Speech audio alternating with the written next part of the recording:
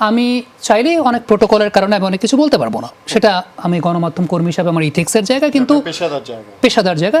তবে আমরা তো কিছু প্রশ্ন তুলতে পারি, কিছু প্রশ্ন তো রাখতে পারি, সেই প্রশ্নটা আমরা গণমানুষের কাছে রাখতে পারি, সেই প্রশ্নটা আমরা রাষ্ট্রের কাছে রাখতে পারি, সেই প্রশ্নটা আমরা সমাজের কাছে রাখতে পারি। আপনার কোনো প্রশ্ন আছে কিনা? না, প্রশ্ন তো অনেক আছে এবং প্রত্যেকের জায়গা থেকে প্রশ্নগুলো থাকাটা খুব যৌক্তিক। যে যার জায়গা থেকে কাজগুলো করেন, মানে একজন অভিনয় শিল্পী কাজ করবেন, যিনি সিনেমা করেন সিনেমা করবেন, যে গান করেন তিনি গান দিয়ে প্রতিবাদ করবেন। এক এক জায়গায় প্রতিবাদের জায়গাটা এক এক রকম, প্রতিবাদের ভাষা এক এক রকম হবে, সেটা খুব স্বাভাবিক। গণমাধ্যম আমরা যেমন কাজ হচ্ছে তথ্য জানানো, এখানে আমার ব্যক্তি কি বিশ্বাস করে সেটা গুরুত্বপূর্ণ নয়। সেই জায়গা থেকে আমরা কাজ করি, বিশেষ করে আমাকে যদি জিজ্ঞেস করেন, ক্রিকেট নিয়ে আমরা কাজ করি, ক্রিকেট নিয়ে কাজ করি। ক্রিকেটের যে সমস্ত ঘটনাগুলো ঘটেছে সেগুলো মানুষকে জানানো আমাদের কাজ, সেখানের প্রশ্ন তোলাটা আমাদের মেইন কাজ।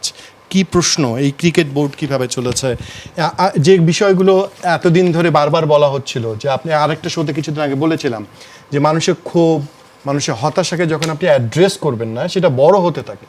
ক্রিকেট বোর্ড নিয়ে এরকম অনেক কথা আছে। এই বিদ্রোহের কথা আপনি যদি মনে করেন, মানে আজ থেকে 4 থেকে 5 বছর আগে ক্রিকেটারদের একটা বিদ্রোহ হয়েছিল 2019 সালে।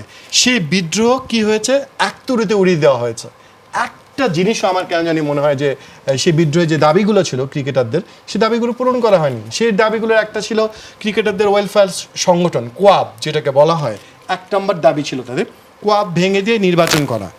যে দাবি নিয়ে করা হয়েছে তার কিচ্ছু করা হয়নি।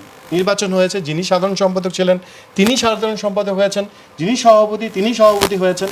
মানে ক্রিকেটারদের যে প্রতিনিধিত্ব করবার আসল যারা করতে পারেন তারা কেউই আসেননি। মানে আপনি অ্যাড্রেস করেননি সমস্যাটা। মানে খুব নিশ্চয়ই এখনও ক্রিকেটারদের মধ্যে আছে, এরকম আবার একটি বিদ্রোহ হতে পারে। এই যে তখন যদি ক্রিকেটারদের সেই সমস্যাগুলো সমাধান করা হতো, বা সে ক্রিকেটও অনেক দূর এগিয়ে যেত।